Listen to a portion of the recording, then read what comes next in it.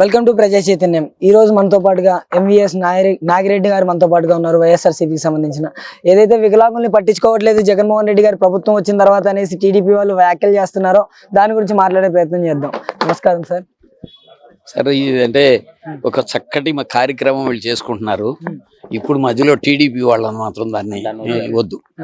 ఎందుకంటే 3వ తారీఖు ప్రపంచ వికలాంగుల దినోత్సవం జరిగిన సందర్భంగా ఒక్క మాట చెప్తాను. వికలాంగులు అంటే కాలు చెయ్యి లేని వాళ్లే వికలాంగులు కాదు, అన్నీ ఉన్న మానసిక వికలాంగుడు చంద్రబాబు నాయుడు. నేను వద్దని చెప్తున్నాను. ఎందుకంటే ఉన్మాది, అత్యంత ప్రమాదకరమైన వికలాంగుడు. అన్నీ ఉండే సుఖం. ఒక్క కార్యక్రమం ఈ రాష్ట్రంలో ఈ 14 సంవత్సరాలు ముఖ్యమంత్రిగా ఇదిగో ఇది ఈ లేబుల్ నాకు ఉందని ఒక్క కార్యక్రమం తను మొదలుపెట్టి తను పూర్తి చేసిన కార్యక్రమం ఉందా? లేదు. సో రాజశేఖర రెడ్డి గారిని ఎందుకు ప్రజలు గుండెల్లో పెట్టుకుంటున్నారు? మళ్ళీ జగన్మోహన్ రెడ్డి గారు చెప్పిన స్లోగన్ ఏంటి? నాన్న 1 అడుగేస్తే నేను 2 అడుగులు వేస్తాను అన్నాడు, 4 అడుగులు వేస్తున్నాడు. ఇవాళ పెన్షన్స్, వృద్ధాప్య పెన్షన్స్ కానీ లేకపోతే వికలాంగుల పెన్షన్స్ కానీ జగన్మోహన్ రెడ్డి గారు ముఖ్యమంత్రి అయ్యేటడికి 38 లక్షల పెన్షన్స్. ఆయన ఇచ్చింది 1000 రూపాయలు. ఎలక్షన్ ముందు మాత్రమే 2000 చేశాడు. సో ఈ ఏటా 2250 రూపాయల కాడికి పెంచుతూ రేపు జనవరి 1 తారీఖు నాటికి 65,33,000 మంది పెన్షన్స్కి 2,000 కోట్లు ఒక నెలకి వెళ్తుంది. 400 కోట్లు ఆయన ఉండగా ఇచ్చింది. మీరు వెళ్తే 1 తారీఖునే ఇంటికి తీసుకెళ్ళి ఇది వాలంటీర్స్, వికలాంగుల వాలంటీర్స్గా ఉండి వాళ్ళు చేస్తున్న సేవ, అది వాలంటీర్స్ని సేవగానే చెప్పారు. జగన్మోహన్ రెడ్డి గారు కూడా చెప్పింది సేవ, అది గౌరవ వేతనం, అది ఉద్యోగం అని చెప్పలా. కానీ వాళ్ళు పొద్దున్నే ఎంత బాధ్యతగా, అంటే బాధ తెలిసిన వ్యక్తులు వాళ్ళు చేస్తున్న సేవ. అట్లాగే 2 విషయాలు, పుట్టుకతో వికలాంగులు, తర్వాత అనుకోని ఏదైనా యాక్సిడెంట్ జరిగినప్పుడు మా కిరణ్ ఒక స్పోర్ట్స్ మ్యాన్, కిరణ్ రాజు ఒక స్పోర్ట్స్ మ్యాన్ నుంచి ఒక దురదృష్టకరమైన సంఘటనతో ఒక మరి అది జరగకూడని చాలా బాధాకరమైన అంశం. ఈ రోజున వికలాంగుల విభాగానికి వైఎస్ఆర్సీపీ తరఫున రాష్ట్ర అధ్యక్షుడిగా ఉంటూ మేము ఎవ్వరమీ చేయనంత, నేను పార్టీ ఆవిర్భావం నుంచి ఈ రోజుకి రైతు విభాగం అధ్యక్షుడిగా ఉన్నాను. మారకుండా ఉండే అనుబంధ విభాగ అధ్యక్షుడు నేను. కానీ మేము ఎవ్వరమీ చేయనంతటి కార్యక్రమం నిజమైన ఎవరికైతే అవసరం ఉందో వాళ్ళని దృష్టిలో పెట్టుకుని ఈరోజు చిరు సన్మానాలే కావచ్చు, కానీ ఒక మనిషి సాధించిన దాంట్లో ఒక బిట్ ఆఫ్ అప్రిసియేషన్. కొంతమందికి లంచగొండలకి వాళ్ళకి లక్షలు కావాలి, కోట్లు కావాలి, ఎంత వచ్చినా 1000 కోట్లు 5 లక్షల కోట్లు అయినా చంద్రబాబు తృప్తి లేదు. కానీ ఇక్కడ మీరు ఈ సేవ చేశారు అని చెప్పి 10 మందిలో చిన్న షాలువా వాళ్ళకి వేస్తేనే ఆ ఫోటో వాళ్ళ జీవితాంతం ఇంట్లో పెట్టుకుంటారు. ఇది మనం ఇవ్వాల్సిన సంతోషం. ఆ కార్యక్రమం ఇవాళ కిరణ్ ద్వారాగా జరగటం. సో అట్లాగే డిఫరెంట్ దీంట్లో సో జగన్మోహన్ రెడ్డి గారు అమలు చేసిన కార్యక్రమాల్లో వాళ్ళకి పరిగిన లబ్ధి నిజంగా నేను ఇప్పుడు ఫస్ట్ టైం చూసి వాలంటీర్స్లో కూడా పొద్దున్నే తీసుకెళ్ళి వాళ్ళు వెళ్ళి ఇచ్చే పరిస్థితిలో వాలంటీర్స్లో కూడా వికలాంగులు ఉన్నారు. అదే కాదు, ప్రతి కార్యక్రమంలోనూ టీచర్స్లో ఉన్నారు, ప్రతి ఉద్యోగాల్లోనూ ఉన్నారు. అయితే వీళ్ళకి నేను చదువుకుని ఉన్నాళ్ళలో బ్యాక్లాగ్ పోస్టులో ఫిల్ చేస్తున్నారు. ఉద్యోగం ఎప్పుడు కూడా సచివాలయ ఉద్యోగాలప్పుడు చాలామంది మా శాసనసభ్యులు అందరూ కూడా మనకు కొంత కోటా ఇవ్వకపోతే ఎట్లా అన్నారు. నేను ఒక చదువుకున్న పిల్లల్ని ఇదే ప్రశ్న అడిగాను. సార్, నేను ఎగ్జామ్ రాశాను, ఎంకామ్ చదువుకుని కురాడు, బీసీ కురాడు, నాకు ఉద్యోగం రాలేదు, అయినా సరే జగన్మోహన్ రెడ్డి గారు ఆ కోటా కనిస్తే మాకు వచ్చే కాదు అని డబ్బులు పోయి ఆయన చేసిన కార్యక్రమం మంచిది. సర్వీస్ కమిషన్ ద్వారాగా 100% సర్వీస్ కమిషన్ ద్వారాగా రిక్రూట్ చేశాడు. మేము మళ్ళీ నెక్స్ట్ టైంకి ప్రిపేర్ కావాలి. సో వాళ్ళందరినీ మళ్ళీ 1 ఇయర్కి పర్మనెంట్ చేసేయటం అయిపోయింది. సో ఎవరికి అంగన్వాడీలు అసలు ఎంత వచ్చిన సంవత్సరంలోనే ఆయన ఇచ్చిన కార్యక్రమాలు అంటే పళ్ళున్న చెట్టుకే రాళ్ళు పడతాయి అన్నట్టుగా ఉండొచ్చు. సో ఎన్ని ఉండా ప్రజల గుండెలలో వాళ్ళ ఇంటికి జరిగిన లబ్ధి, అది కూడా ఆకలితో ఉన్న వాళ్ళకి పచ్చడన్నమే చాలా ఎక్కువ.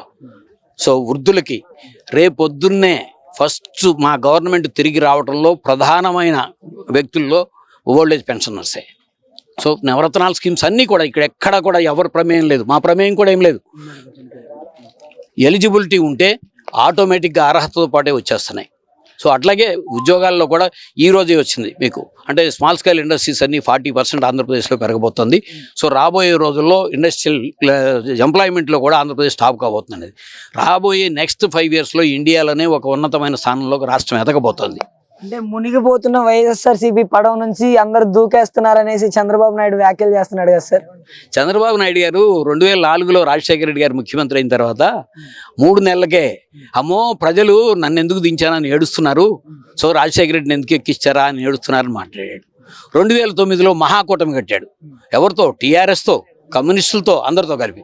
కానీ 2009 కూడా ఓడిపోయాడు. ఇప్పుడు మళ్ళీ జగన్మోహన్ రెడ్డి గారు ముఖ్యమంత్రి అయిన తర్వాత కూడా 4 నెలలకే అసలు నేను ఎందుకు ఓడిపోయానో నాకు తెలీదు, అబ్బే నేను ఓడిపోలా, సో ఈవీఎంలు మోసం చేసి అని చెప్పి. తర్వాత ఎన్నికల్లో, వరుస ఎన్నికల్లో, పంచాయతీ ఎన్నికల్లో తుడిచిపెట్టుకుపోతే కూడా సింబల్ లేదు కాబట్టి మాదేనన్నాడు. తర్వాత స్థానిక సంస్థల ఎన్నికల్లో సింబల్తో జరిగే ఎన్నికల్లో పోటీ చేయకుండా పారిపోయిన భారతదేశంలో ఏకైక నాయకుడు చంద్రబాబు నాయుడు. అసలు తెలుగుదేశం పార్టీకి ఉంటే ఆడ చుట్టూ అరే పవన్ కళ్యాణ్ చుట్టూ బాబు నీ చేతులు పట్టుకుంటా, నీ కాళ్ళు పట్టుకుంటా, నా వెనకాల తిరగమని తిరుగుతున్నాడంటే వైఎస్ఆర్సీపీ మునిగిపోయే నావని మాట్లాడితే అతను ఒక ఉన్మాదిగా మారిపోయాడు, మానసిక ఉన్మాదితో.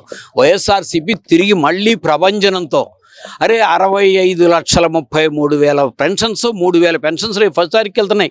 మేము 2014లో ఓడిపోయింది కూడా 5,65,000 ఓట్లు తేడాతో. సో దీంట్లో 28,80,000 పెన్షన్స్, కొత్త పెన్షన్స్ ఫస్ట్ తారీఖుని ఇంటికి తీసుకెళ్ళి పెన్షనర్సే జగన్మోహన్ రెడ్డి గారిని మళ్ళీ 1 సైడ్ మెజార్టీతో గెలిపించబోతున్నారు. ఒక అమ్మఒడి, ఒక విద్యా దీవెన, ఒక వసతి దీవెన, చేయూత, ఎన్ని కార్యక్రమాలు, ఒక రైతు భరోసా. ఏ గ్రామానికి వెళ్ళినా, ఏ ఇంటికి వెళ్ళినా సరే పాత 5 సంవత్సరాలు, చంద్రబాబు 5 సంవత్సరాల్లో మీ పాస్బుక్ ఏమైనా డబ్బులు వచ్చినాయా, ఈ 5 సంవత్సరాలు పాస్బుక్ కాపీ తీయమని చంద్రబాబు నాయుడిని, ఆ ఓటు వేస్తారో లేదో తెలిసిపోద్ది. అవన్నీ చంద్రబాబు నాయుడు గురించి అసలు ఇంకా అయిపోతున్న తరం అది. సో ఒక ఘోరమైన వైఫల్యంతో పోబోతున్నాడు చంద్రబాబు నాయుడు గారు.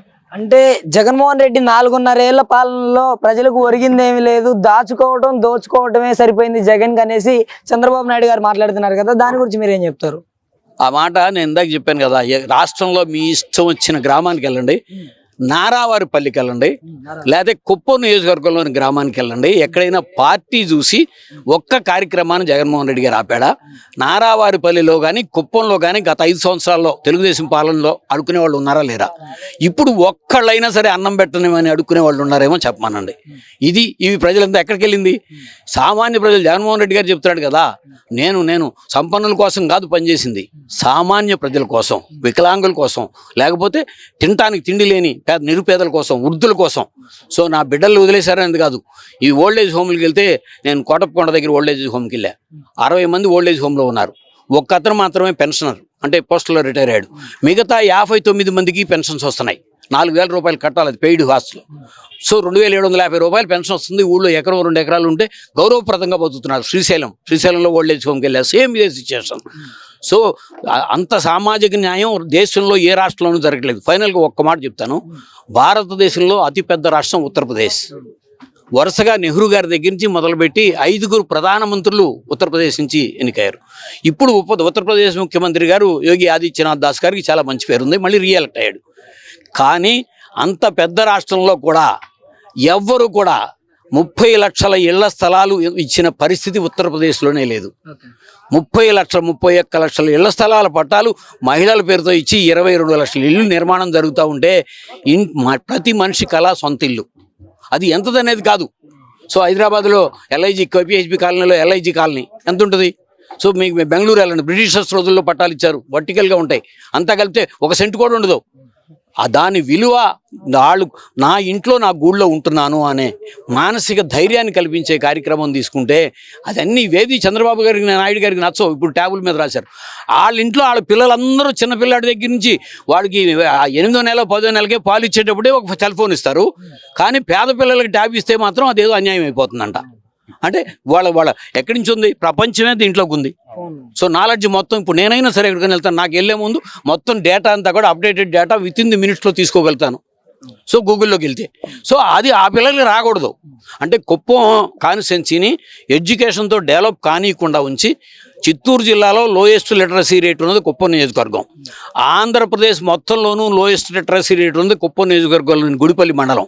అంటే వాళ్ళకి విద్య అందనివ్వకుండా చేసి రాజశేఖర రెడ్డి గారు ముఖ్యమంత్రి అయిన తర్వాత కుప్పంలో మొట్టమొదటి ప్రభుత్వ కళాశాలను పెట్టాడు రాజశేఖర రెడ్డి గారు. అంటే విద్యకు దూరం చేసి వాళ్ళు మన చేతుల కింద పడి ఉంటారు, మన కాళ్ళ కింద పడి ఉంటారు, నీ కాళ్ళు బొక్తా బాంచన అనే తదంలో ఆ పార్టీ ఆ తీరు. కానీ రాజశేఖర రెడ్డి గారి నుంచి, రాజారెడ్డి గారి దగ్గర నుంచి కూడా వాళ్ళకి ఎవరున్నా సరే పళ్ళి వేసి వాళ్ళతో పాటు భోజనం పెట్టే అలవాటు ఉన్న కుటుంబం ఇది. ఇక్కడెక్కడ కూడా వాళ్ళ పిల్లలు ఇచ్చుకున్న దగ్గర కూడా కులాలు లేవు, మతాలు లేవు, ఇప్పుడు కూడా లేవు, ఎవ్వరికీ లేవు, మాకు ఎవ్వరికీ లేవు. సార్ మరి తెలంగాణలో చూడకపోతే కాంగ్రెస్ అధికారంలోకి వచ్చింది, ఆ ఎఫెక్ట్ ఇక్కడ ఏమైనా చూపించబోతుంది అంటారా?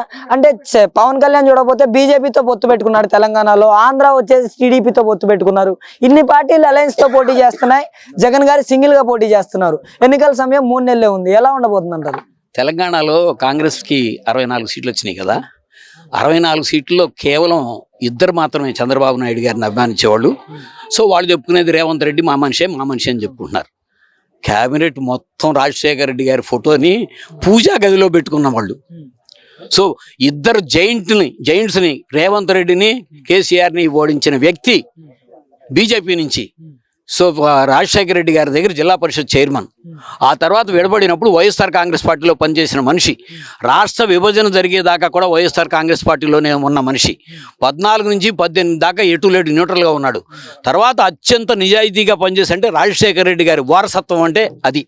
ఇవాళ ఎంత మొత్తం కాంగ్రెస్లో ఉన్న ఎమ్మెల్యేలు, ఈవెన్ బీఆర్ఎస్ ఎమ్మెల్యేలు కూడా రాజశేఖర రెడ్డి గారిని తలుచుకునే పరిస్థితి ఉంటే, అది ఆంధ్రప్రదేశ్లో మళ్ళీ తిరిగి అక్కడ ఏ లోటుపాట్లు అయితే జరిగినాయో, ఏ లోటుపాట్లు అయినా అక్కడ కూడా వన్ సైడ్గా పోలా. సో సిటీలో మొత్తం వీళ్ళంతా ఎవరైతే చంద్రబాబు నాయుడు గారి కోసం ధర్నాలని లేకపోతే రకరకాల కార్యక్రమాలు చేశారో, ఆ సీట్లు మొత్తం తెలుగుదేశం పార్టీ పచ్చ బ్యాచి ఎగిరి ఎక్కడ పడతారో అక్కడ తెలుగుదేశం పార్టీ మటాష్ అయిపోద్ది. ఇప్పుడు ఆంధ్రప్రదేశ్లో కూడా చంద్రబాబు నాయుడు, లోకేష్ ఎగిరి పడుతున్నాడు, ఎక్కడికి వెళ్తే అక్కడ మటాష్ అయిపోద్ది. పాదయాత్రలు ఏమైనా కనపడుతున్నారా? సో ఇప్పుడు చంద్రబాబు నాయుడు గారు కూడా నిన్న మాట్లాడాడు అడ్డగోలుగా, అంటే 14 సంవత్సరాలు ముఖ్యమంత్రిలాగా కాదు మాట్లాడిందంతా కూడా. సో అటువంటి అంటే ఎప్పుడు అంటే ఇందులో ఒక మాట చెప్తాను. కూళ్ళోనంట ఒకడు కనపడిన నపుంసకుడు కనపడిన పిల్లాడనల్లా ఈ నా బిడ్డే అంట మొదలుపెట్టాడంట. చూసి ఆడవాళ్ళందరికీ కడుపు తగిలిపోయి చీపుళ్ళు చుని వెనకాల పడి కొడత తరగడం మొదలెట్టారంట. ఈ ఏడుస్తా ఇంటికి వెళ్ళేటప్పుడు ఇంటి దాకా తరుగుకుంటూ వెళ్ళారంట.